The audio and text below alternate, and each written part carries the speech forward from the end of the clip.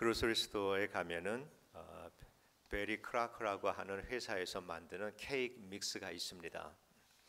이 회사는 1921년에 창립이 되었으니까 이제 거의 100년이 돼가는 아주 건실한 기업입니다.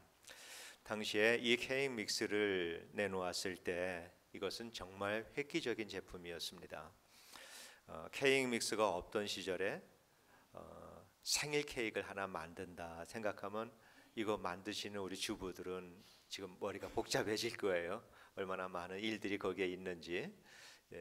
집안은 또 밀가루 난리가 또 일어나겠죠. 그런데 이 베리 크라커 회사에서 만든 이 케이크 믹스는 아주 간단합니다. 상자를 열고 그릇에다가 그 가루를 쏟고 물 붓고 저어서 오븐에다 넣으면은 30분만 있으면은 케이크가 됩니다. 뭐 우리가 잘 알고 있죠. 그 당시로서는 획기적인 그러한 그 아이디어였습니다. 베리 크라커 이 회사는 물건을 시판하기 전에 TV, 라디오 또 신문에다가 대대적으로 광고를 했고 사람들의 반응도 상당히 좋았습니다. 그래서 회사에서는 이 제품이 가게에 이게 판매가 시작이 되면은 엄청나게 많이 팔리겠다 이렇게 생각을 하고 많이 만들어서 가게에 다 내놓았습니다. 그런데 막상 제품을 팔려고 다 내놓았는데 사가는 사람이 없는 거예요. 깜짝 놀랐죠. 도무지 소비자들을 이해하지를 못했습니다. 왜 이거를 안 사갈까? 회사에서는 연구팀을 구성을 하고 소비자들의 반응을 조사하는데 정말 그들이 발견한 이유는 깜짝 놀랄 만한 이유였습니다. 사람들이 케이크를 만들 때는 생일날이라든지 어떤 특별한 날에 케이크를 만드는데 케이크를 그렇게 의미 있는 케이크를 만들면서 자기가 하는 부분이 하나도 없는 거예요. 그냥 물 붓고 집어넣은 것밖에 없으니까.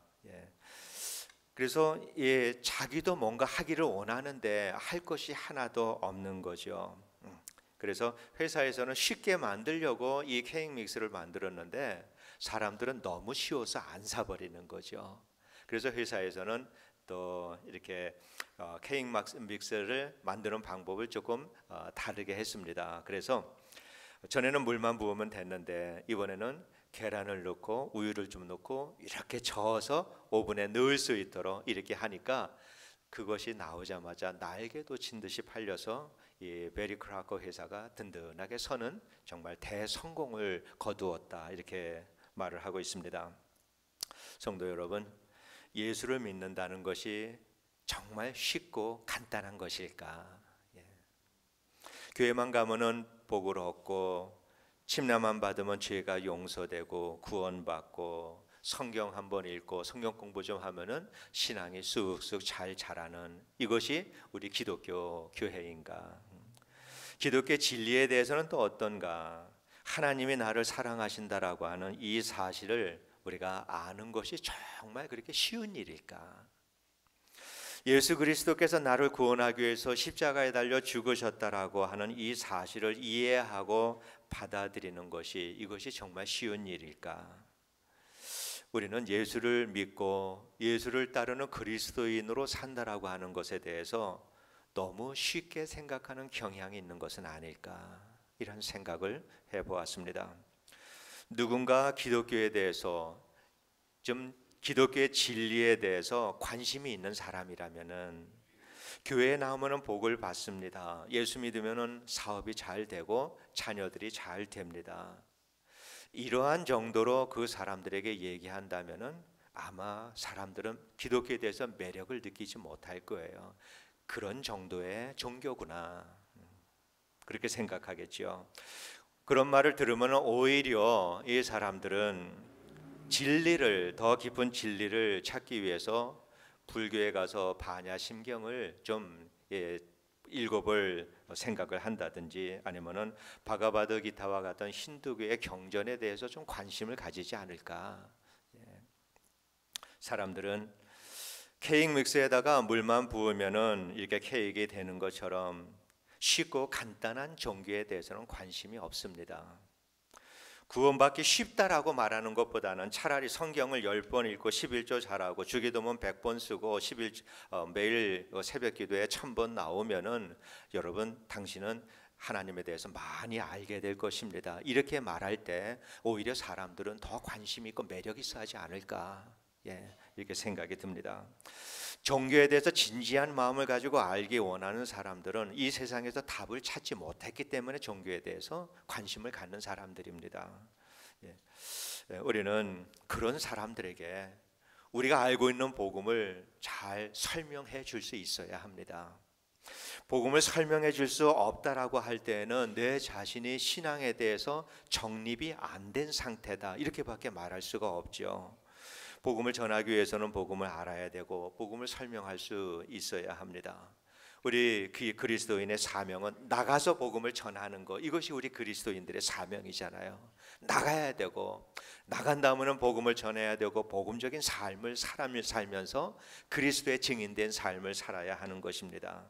그런데 우리가 이 복음을 설명할 수 없다면은, 충분히 이해하지 못해서 설명할 수 없다면은 우리는 복음에 대해서 바르게 정립하지 못했을 뿐만 아니라 충분히 이해하지 못했다, 이렇게 생각할 수밖에 없죠. 본문에서는 예수님께서 복음의 이 핵심에 대해서 말씀을 해 주셨습니다. 한 알의 밀이 땅에 떨어져 죽지 아니하며 한 알 그대로 있고 죽으면 많은 열매를 맺느니라. 이 말씀은 교회 바깥에 있는 세상 사람들도 많이 인용하는 말씀이죠. 한 사람이 희생함으로 많은 사람이 유익을 얻게 된다라고 하는 이러한 그 의미로 많이 인용되는 말씀입니다. 이 말씀에 대해서 주님께서는 직접 그 의미를 설명해 주셨는데, 자기의 생명을 사랑하는 자는 잃어버릴 것이요 이 세상에서 자기의 생명을 미워하는 자는 영생하도록 보존하리라.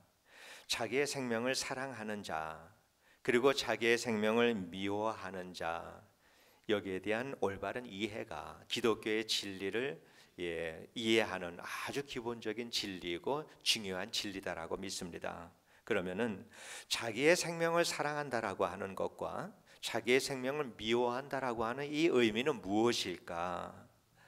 누가복음 5장에 보면은 예수님께서 어느 날 베드로의 배에 오르셔서 하신 그 기록들에 대해서 말씀을 하고 있습니다.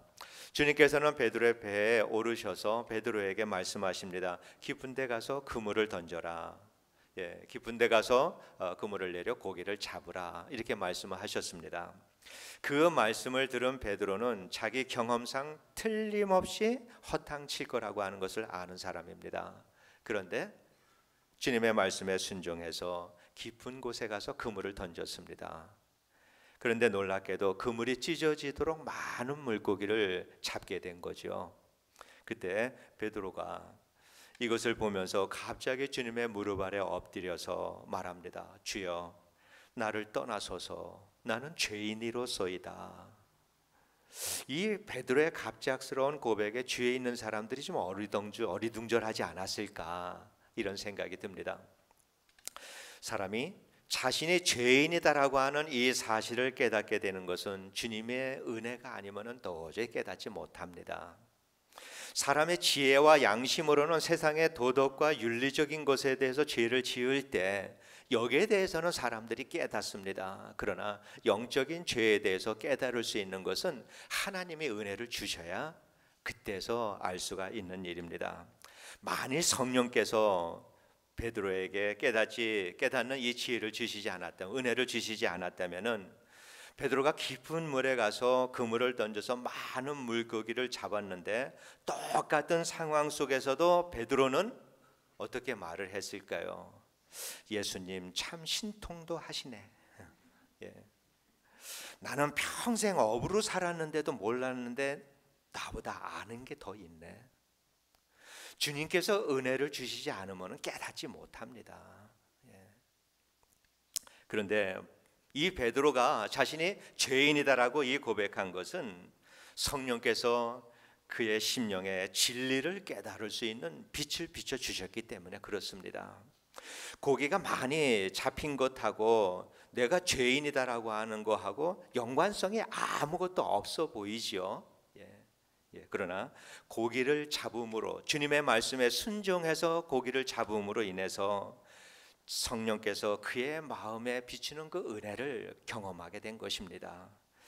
그 주님의 은혜를 경험할 때 죄인이 주님 앞에서 죄인이다라고 하는 이 사실을 깨닫게 되는 것이죠. 그래서 이 베드로는 그 주님의 은혜로 이 모든 일들이 일어난 것을 알고 그 은혜가 자기의 어둠 속에서 살아왔다라고 하는 이 사실을 깨우쳐 주는 것입니다. 자신과 같이 큰 죄인, 이전에 알지 못했던 내가 정말로 큰 죄인이다라고 하는 이 사실을 깨닫고 나서 감히 내가 주님 앞에 설 수 없는 존재다라고 하는 이 사실을 깨닫습니다. 그러면서 주님께 내 삶의 터전에서 나는 당신 앞에 살아 당신 앞에서 설 수가 없는 사람입니다. 나를 떠나주세요. 당신의 의로우심 앞에서, 절대적인 의로우심 앞에서 나는 설 수 없습니다. 나의 삶의 터에서 떠나달라고 주님께 말씀하는 거죠. 우리도 마찬가지입니다.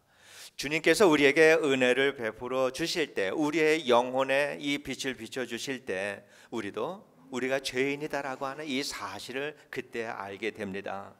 그 사실을 알게 될 때 우리는 십자가의 은혜를 또한 알게 됩니다. 이 빛이 우리에게 비추기 전에 우리는 자기의 생명을 사랑하는 사람들이었습니다. 눈에 보이는 세상의 전부인 줄을 알고 살았고 세상의 행복이 우리가 추구하는 것들이었습니다. 자신을 사랑하기 위해서 열심히 일합니다. 쉽니다. 즐깁니다. 자신을 사랑하기 때문에 그렇습니다. 이웃과의 이 관계에서도 나의 행복을 위해서 좋은 관계를 유지하려고 합니다. 또 이웃들에게 친절하게 대하고 때로는 헌신적인 이러한 일을 하기도 합니다. 그것도 나의 만족과 내 인생의 보람을 위해서 그렇게 합니다. 많은 사람들이 그렇게 하고 삽니다. 그런데 어느 날 성령께서 내 마음에 빛을 비춰 주실 때 우리는 내 마음속 깊은 곳까지, 이전에는 한 번도 볼 수 없었던 내 마음의 깊은 곳까지도 들여다 볼 수 있는 우리들의 영적인 안목이 생긴다라고 하는 것입니다.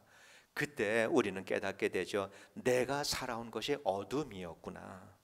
내가 살아온 것이 어둠 속에서 죄인으로 살아왔구나라고 하는 이 사실을 깨닫게 되고, 그러면서 실제 영적 세계가 있다라고 하는 것, 빛의 세계가 있다라고 하는 그 사실을 동시에 깨닫게 됩니다.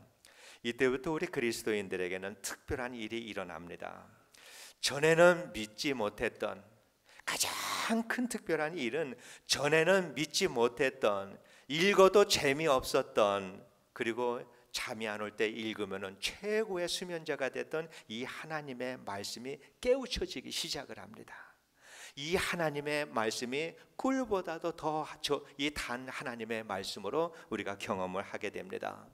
이러한 경험을 시작을 할 때 어떤 성도님들은 눈물을 쏟고 콧물을 쏟고 가슴이 뜨거워지고 이러한 경험을 하시는 분들도 많이 있습니다. 그러나 그보다는 그저 평범하게, 그저 조용하게 내 마음속에 그의 은혜가 느껴지고, 그러면서 하나님의 말씀을 읽을 때 이 하나님의 말씀이 믿어지는 것. 그래서 어떤 사람은 그 가슴이 뜨거워서 잠 못 자고 밤에 새도록 하나님 앞에 기도하는 사람도 있지만은, 또 많은 사람들이 이 똑같은 은혜를 받고서도 어제와 다름없이 평범하게 이불 속에 들어가서 하루를 마무리하는, 어떤 특별한 현상이나 어떠한 일들이 일어나는 것, 이것이 일어나면은 좋지요. 그런 이 신앙의 이러한 그 추억을 가지고 있는 것은 좋지만은, 그것이 경험의 이 핵심이 거기에 있는 것이 아니고 하나님의 말씀이 믿어지는 것, 이것이 핵심이다라고 하는 것이죠. 놀라운 일들이 내게 일어났지만은, 그러나 이 모든 감동이 끝난 다음에 여전히 전과 같이 하나님의 말씀이 믿어지지 않는다 그러면은 그 경험은 좀 의심해 봐야 하는 일입니다. 정말 하나님께서 은혜를 주신 그 경험이라면은 이 경험과 함께 우리들의 마음속에서는 하나님의 말씀이 전보다 훨씬 더 깊이 깨달아지고 믿어지는 일이 우리 안에 일어나야 되는 것입니다. 그 일이 일어날 때 우리는 성령이 나와 함께 하신다라고 하는 확신을 가지게 됩니다. 말씀이 믿어지게 되고 하나님께서 은혜로 내게 주셨는 은혜를 베풀어 주셔서 이 하나님의 말씀을 깨달아질 때 우리에게 일어나는 또 한 가지 일이 있습니다. 그것은 내가 죄인이다라고 하는 사실입니다. 성령께서 내 마음 깊은 곳을 비춰주시는데 그전에는 그래도 나는 괜찮은 사람인 줄 알았습니다. 사회적으로 보아도 나는 평범한 이상의 도덕성을 가지고 살아가는 사람인 줄 알았고 그래도 양심적인 사람이다라고 이렇게 생각하고 자부심을 가지고 살았는데 주님께서 내 마음을 비춰주니까 정말 나와 같은 죄인이 없다라고 하는 사실을 깨닫게 됩니다. 아무리 씻어내려고 하더라도 씻어낼 수 없는 죄의 큰 뿌리가 내 안에 있다라고 하는 것을 깨닫게 됩니다. 내 안에 있는 탐욕스러운 마음, 정욕적인 생각들, 끊을 수 없는 세상의 쾌락과 만족에 대한 이러한 그 유혹들, 아무리 내가 주님께 집중하며 살려고 하더라도 결국은 내 육신의 소욕대로 세상으로 따라가 버리고 마는 이러한 연약한 우리들의 죄와 허물들, 다른 사람들을 미워하는 것을 보고 주님께서는 살인하는 자다, 다른 사람이 가진 것을 보고 탐심을 가질 때 너는 도둑질한 자다, 여인을 보고 음욕을 품은 자마다 너는 간음한 자다라고 하는 이 주님의 온전하신 양심 앞에서 나 자신을 들여다볼 때 거기서 깨닫는 것은 나는 소망이 없는 존재다, 나는 결코 나의 죄를 씻어버릴 수 없는 이러한 무능력한 존재다라고 하는 사실을 깨닫게 되는 것입니다. 베드로가 물고기를 많이 잡은 다음에 깨달은 것이 바로 그거였습니다. 죄의 뿌리까지를 다 본 것입니다. 그래서 베드로가 말합니다. 주여 나를 떠나소서 나는 죄인으로소이다.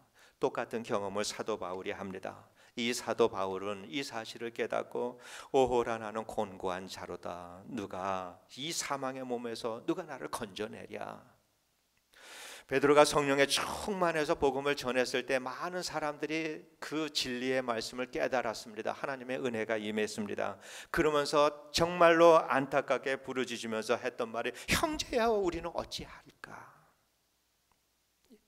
주님의 은혜가 임할 때 죄인이다라고 하는 이 사실을 깨닫게 되는 것입니다. 이러한 사실을 경험하면서 자기의 생명을 사랑하던 사람들이 자기의 생명을 미워하는 자가 되는 것입니다.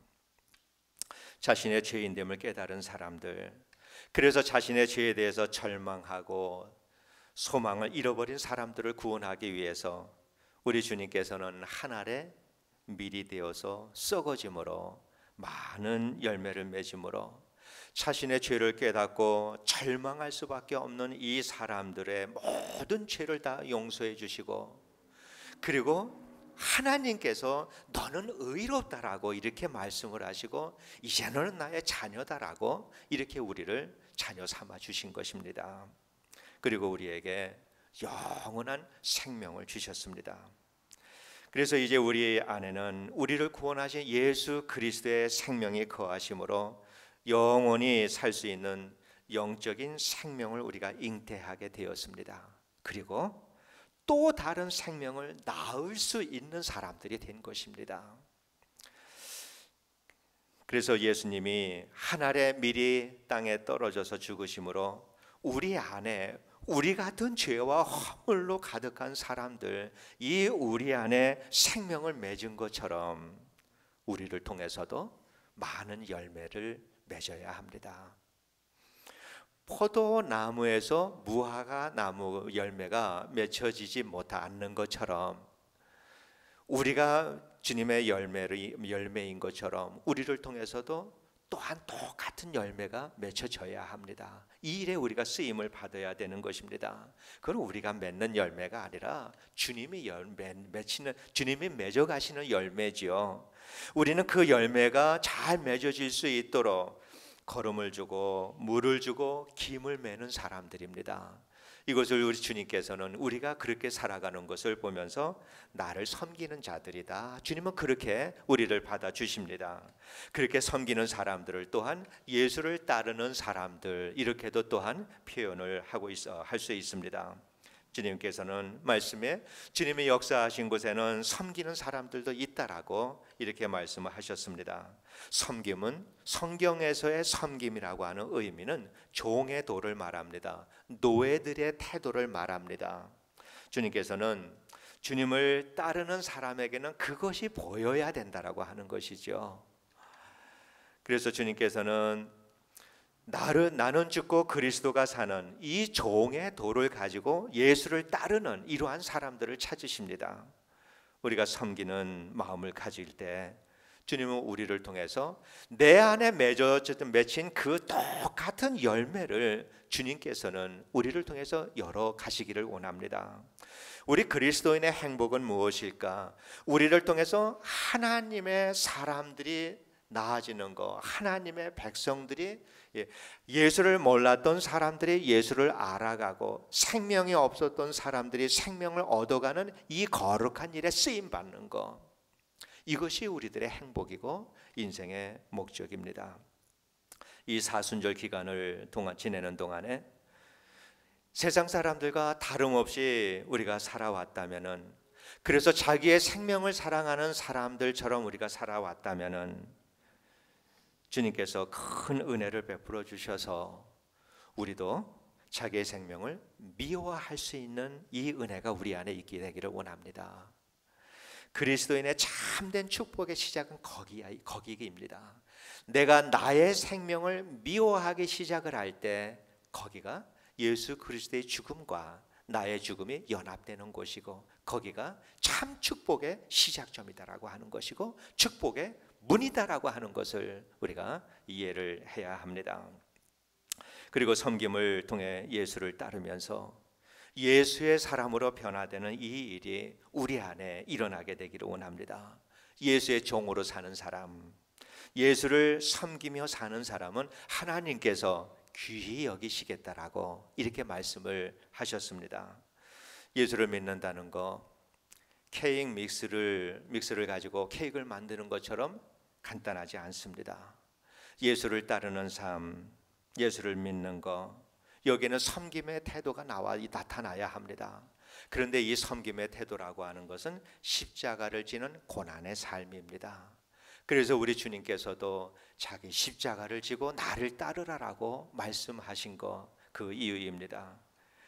기독교의 진리를 알지 못하는 이 사람들이 우리가 믿음의 삶을 살아가는, 우리들이 살아가는 것을 보면서 정말 예수 믿는 거 힘들구나, 예수 믿는 거, 예수를 따르며 살아가는 것이 보통 일이 아니구나. 그런데 저 사람의 삶을 보니까 인생의 참 기쁨을 아는 사람 같다. 저 사람이 사는 것을 보니까 정말 행복해 보인다.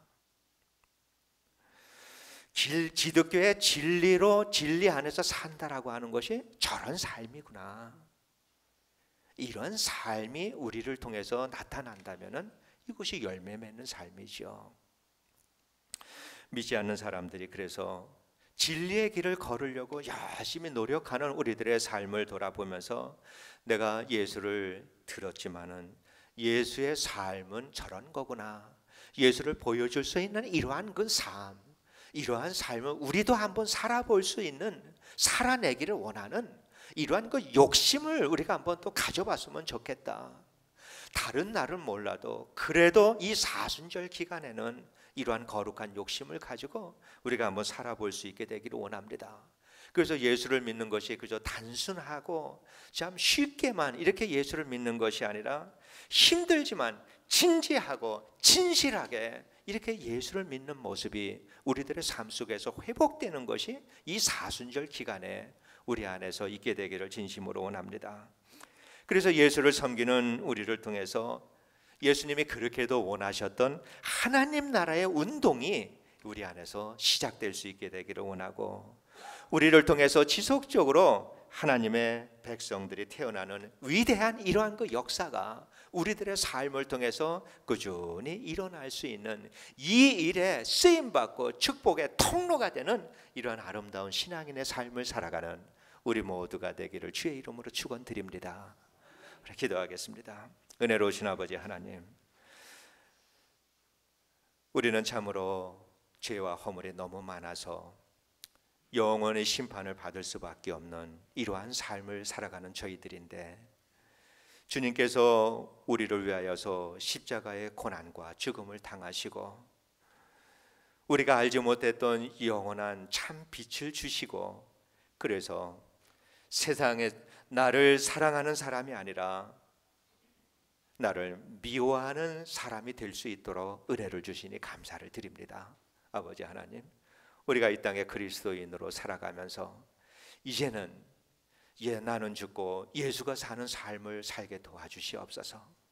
누가 보아도 예수 믿는 것은 힘들고 고난의 삶이지만은, 그러나 그 속에 기쁨이 있고 그 속에 참 행복이 있다라고 하는 것을 사람들이 알 수 있을 만큼 아름다운 신앙인의 삶, 참고 견디며 오직 하나님을 찬송하고 예배하는 기쁨으로 살아가는 우리 모두가 되게 하여 주시옵소서. 예수님 이름으로 간절히 기도드리옵나이다. 아멘.